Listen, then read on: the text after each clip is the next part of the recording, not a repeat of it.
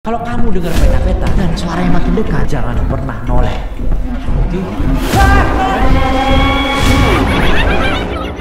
Kisah nyata hantu peta-peta asli nyata ada di dunia, guys. Jadi buat yang belum tahu, peta-peta adalah sosok cewek Jepang yang rambutnya panjang, hitam, kayak kunti, guys. Mukanya juga pucat kayak mayat, matanya cekung kosong. Tapi yang paling bikin ngeri, dia nggak punya kaki, guys. Iya, dia nggak punya kaki, alias buntung ya, guys ya. Tapi sebelum kita lanjutkan lagi, gue minta kalian buat cepetan like video ini, tapi sambil tutup mata, guys. Gue kasih hitungan 5 detik, guys. 1, 2, 3, 4, 5. Bisa nggak? Komen bisa, bang. Kalau kalian bisa like video ini sambil tutup mata ya, guys ya. Yang bisa nanti gue kasih hadiah, guys. Jadi hantu peta-peta ini katanya tuh ada di Jepang ya, guys ya. Jadi yang buntung itu dari pinggang sampai ke bawah, jadi nggak ada kaki pokoknya. Nah, mungkin dari kalian udah pernah main Roblox atau pernah lihat video-videonya di TikTok, di IG, di YouTube. Hantu peta-peta ini ngeri banget ya, guys ya. Karena dia bakal ngejar dengan kaki buntungnya kayak suster ngesot. Jadi cara dia geraknya itu adalah ciri khasnya. Dan kenapa namanya peta-peta? Karena buntungnya itu loh ya, guys ya. Kalau di kita namanya suster ngesot. Jadi dia bener-bener nyeret badannya itu pakai tangannya dia, guys. Pelan-pelan di sebuah lantai. Nah, suara gesekannya itu persis kayak bunyi peta-peta berulang-ulang gitu ya, guys ya. Nah, seremnya lagi, suaranya itu makin keras kalau dia makin dekat. Jadi semakin dia dekat, kalau kalian lagi sembunyi di sebuah ruangan, semakin dekat suaranya makin keras, udah pasti itu, guys. Dan semakin merinding udah pasti ya, guys ya. Nah, konon dimanapun dia lewat, dia ninggalin bau busuk yang sangat nyengat banget, guys. Jadi kalau misalnya di Indonesia hantu kunti kan biasanya kayak ada bau bunga-bunga gitu, guys. Bunga melati, bunga, pokoknya bau bunga lah. Itu pasti ada setan. Kalau ada pocong lewat, kalian tau lah bau pocong kayak gimana ya, guys ya. Pokoknya nyengat banget gitu baunya, guys ya, kalau si peta-peta ini lewat. Nah, jadi kalau ada orang yang tiba-tiba nyium bau aneh plus denger suara seretan kayak si peta-peta, siap-siap aja, guys. Itu artinya peta-peta udah datang dan dia deket sama kamu. Nah, jadi dulu itu di Jepang, peta-peta cuma jadi omongan dari mulut ke mulutnya orang. Kayak kita kuntilanak, gua ngeliat kuntilanak, bro, di kemarin di hutan sana, bro, gua juga lihat pocong di sana. Nah, jadi mulut ke mulut gitu ya, guys. Padahal ada orang yang dia itu belum pernah lihat setan, tapi seolah-olah dia ngeliat, padahal cuma denger omongan dari temen doang. Nah, jadi dulu itu peta-peta cuma kayak gitu aja ya, guys ya. Nah, saking ramenya peta-peta ini di Jepang sana, guys, sampai dibikin di dunia digital alias di game seram, terutamanya di Roblox, guys. Nah, buat kalian yang pernah main game ini, coba kalian komentar di bawah absen nih game kalian, besok aku add, kita mabar, nanti aku kasih hadiah ya, guys ya. Nah, game pertama itu ada namanya tuh peta-peta School of Nightmare. Jadi terjebak di sekolah berhantu kayak gitu ya, guys ya. Nah, game yang pertama ini bener-bener ngajak kita ngerasain horror klasik kayak gitu gamenya. Latarnya itu ada di sekolah terbengkalai di Jepang tahun 2006. Tapi ini bukan sekolah biasa ya, guys ya. Setiap sudut, setiap lorong itu gelap semua. Nah, kelas-kelasnya juga penuh debu-debu kayak gitu, guys. Pokoknya kayak gak berpenghuni gitu. Dan di sana menyimpan banyak sekali cerita kelam yang pernah terjadi di situ. Kita sebagai pemain tiba-tiba udah kejebak aja gitu di dalamnya, guys ya. Jadi tujuan dari game ini simpel aja, guys. Kita harus nyari kunci-kunci yang tersebar di setiap sudut untuk bisa kabur. Jadi ruangan itu ada banyak banget ya, guys ya. Nah, tapi setiap langkahnya itu ada taruhannya nyawa gitu, guys ya. Karena peta-peta bakal ngejar kita. Jadi kalau suara dia makin kencang, berarti dia makin dekat. Game ini pinter banget, guys. Bikin suasananya bener-bener mencengkam. Nah, peta-peta biasanya muncul tiba-tiba dari balik pintu atau lewat jendela pas kita lagi nggak fokus. Bikin kita teriak kaget banget pas lagi nyari kunci. Jadi kayak kita tuh lomba lari sambil kejar-kejar setan gitu, guys. Jadi deg-degan gitu, coy. Nah, game kedua itu ada namanya tuh Jeritan Duka di Hotel yang Terkutuk. Peta-peta. Game kedua ini namanya cuman peta-peta ya, guys ya. Ngajakin kita langsung masuk ke dalam hotel yang sangat mewah udah terbengkalai. Tujuan kita di game peta-peta yang kedua ini itu kita harus nyari namanya tuh Ofuda, guys. Jimat kertas kuno yang katanya bisa ngusir roh jahat. Jadi kita tuh harus ngumpulin jimat ini satu persatu. Itu adalah satu-satunya cara agar kita bisa selamat dari hotel terkutuk ini. Aku juga udah main kemarin, guys. Tapi guys, gak cuman peta-peta aja, ada hantunya di hotel ini. Di hotel ini ada beberapa hantu lagi seperti boneka-boneka Jepang yang seharusnya cantik tapi matanya kosong. Terus ada tanda-tanda ritual aneh digambar di tembok atau di lantai. Kayak mantra kuno buat manggil atau justru ngurung kekuatan jahat. Setiap kamar, setiap lorong yang ada di sini bisa jadi jebakan maut kita ya, guys ya. Kita harus hati-hati banget pokoknya buat pecahin teka-tekinya dan kabur dari peta-peta yang terus patroli setiap saat ya, guys ya. Sekarang kita bakal bahas asal usulnya nih, guys, dari dua kisah nyata yang bikin kita merinding. Nah, ini nih, guys, bagian yang paling bikin kita merinding banget. Katanya peta-peta ini bukan cuman khayalan semata, tapi beneran ada. Berasal dari dua kisah tragis yang bikin hati teriris, guys. Yang pertama itu ada namanya tuh kisah dari Akira, balas dendam dari sekolah Kizawa yang ada di Jepang. Nah, ceritanya itu pertama dimulai dari sekolah Kizawa Nagano di Jepang tahun 2000. Ada murid namanya Akira di sana. Dia tuh pinter banget, cantik, pokoknya masa depannya cerah banget lah pokoknya. Tapi hidupnya tuh berubah jadi neraka tiba-tiba, guys. Akira jadi korban bully yang kejam dan gak manusiawi banget dari sekelompok murid yang ada di sana. Coba kalian komentar ya, guys. Siapa dari kalian punya teman bener-bener nakal banget, suka bully orang, lamporin aja, guys. Gak manusiawi banget itu, guys ya. Kasian gitu, cuy. Sekolah gitu berantem ya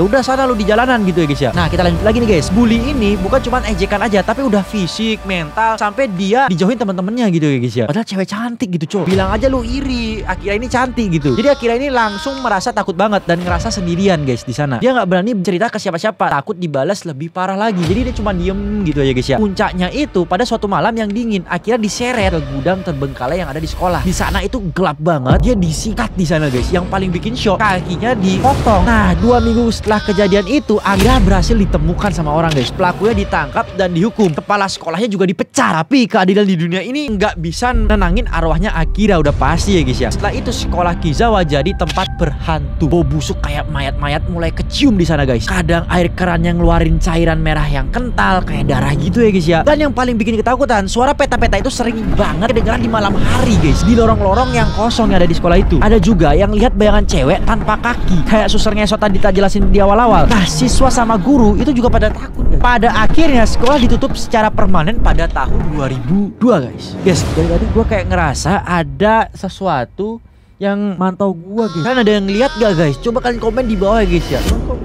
Kok gua berhenti ya guys? Komen di bawah guys, buat yang ngelihat kalau ada yang aneh ya guys ya. Nah kita lanjut lagi guys. Kisah kedua yang nyata, itu namanya kisahnya si Yoshi, tangisan abadi seorang ibu guys. Jadi kisahnya ini tuh berhubungan sama hotel yang tadi. Ini tentang seorang ibu yang bernama Yoshi di tahun 2008. Jadi Yoshi ini seorang ibu yang tunggal gitu guys. Dia punya anak cowok namanya Yuto. Dia itu pokoknya anak kesayangannya lah. Suatu hari mereka lagi nginep di hotel mewah itu. Tiba-tiba Yuto menghilang nih guys. Yoshi panik lah. Dia nyari ke setiap sudut hotel, sudut-sudut di hotel itu, pokoknya di semua daerah hotel itulah. Nah katanya pas lagi nyari, dia ngeliat ada bayangan Yuto di lantai atas hotel. Entah beneran atau cuma halusinasi. Karena panik, dia ngejar atau nyelamatin anaknya. Nah Yoshi pun jatuh guys dari ketinggian hotel. Dia nggak meninggal, tapi kedua kakinya lumpuh secara permanen. Rasa bersalahnya karena nggak bisa nemuin Yuto, ditambah cacat fisiknya, bikin Yoshi depresi parah. Dia akhirnya meninggal dunia karena kesedihan yang nggak ketertahankan ya guys ya. Nah arwah Yoshi ini konon jadi peta-peta di hotel itu. Jadi dia itu nyeret badannya, suara gesekannya itu udah kayak tangisan ibu yang nyari anaknya. Bau busuk yang ngikutin dia itu bau keputusasaan dan kematian. Dan mukanya yang sangat seram sekali guys.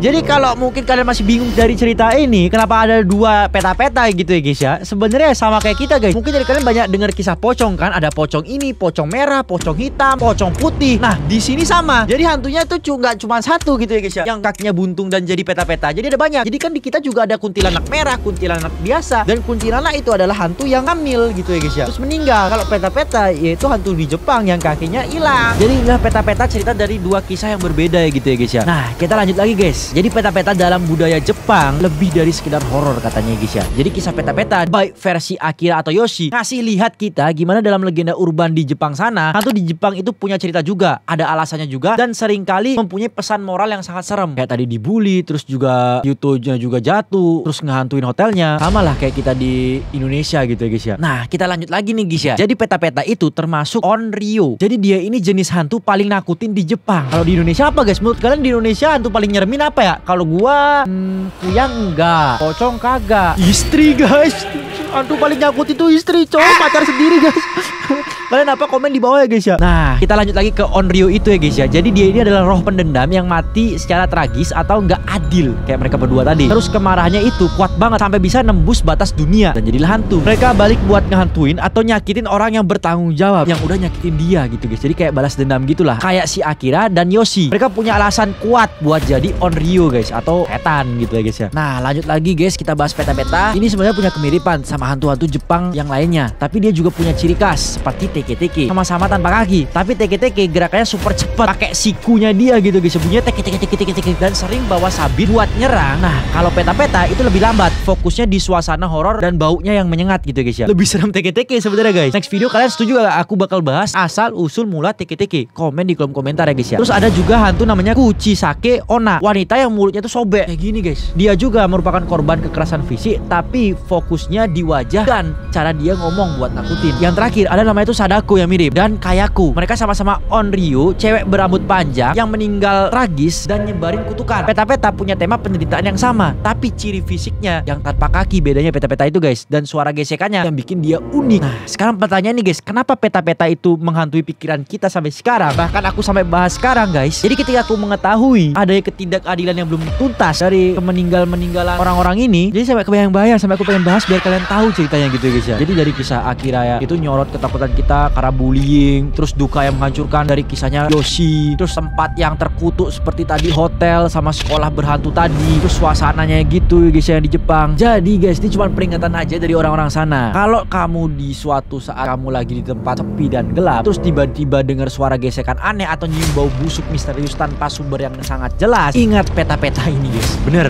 mending kalian kabur dah. Bisa kalian kayak cium bau bunga, bau bangkai, kabur aja gitu guys. Siapa tahu ada orang habis ngapain gitu, yang psikopat, kita nggak tahu, lari aja gitu guys ya. Entah itu cuma angin atau beneran ada, atau cuma gemas atau perasaan kalian aja, lari guys. Jangan pernah kalian sekalipun ngeliat ke belakang, karena kalau kalian sampai lihat ke belakang dan lihat langsung, bisa-bisa kalau beneran hantu kena kutukan guys. Atau kalau lihat psikopat, kalian nggak bakal bisa bergerak lagi kaki kalian. Pernah nggak kalian mimpi terus tiba-tiba kaki kalian nge-freeze gitu atau nggak bisa gerak? Nah, mending nggak usah lihat belakang, langsung lurus aja gitu guys. Dijamin kalian pasti bisa kabur ya guys ya, tanpa nge-freeze tadi. Jadi peta-peta ini entah cuman cerita atau bukan, tapi udah berhasil bikin kita mikir 2 kali kalau lagi sendiri ya guys ya. Horor yang paling nakutin itu kadang justru yang lahir dari tragedi manusia itu sendiri. Dan yang paling penting, kalau kamu dengar peta-peta dan suaranya makin dekat, jangan pernah noleh.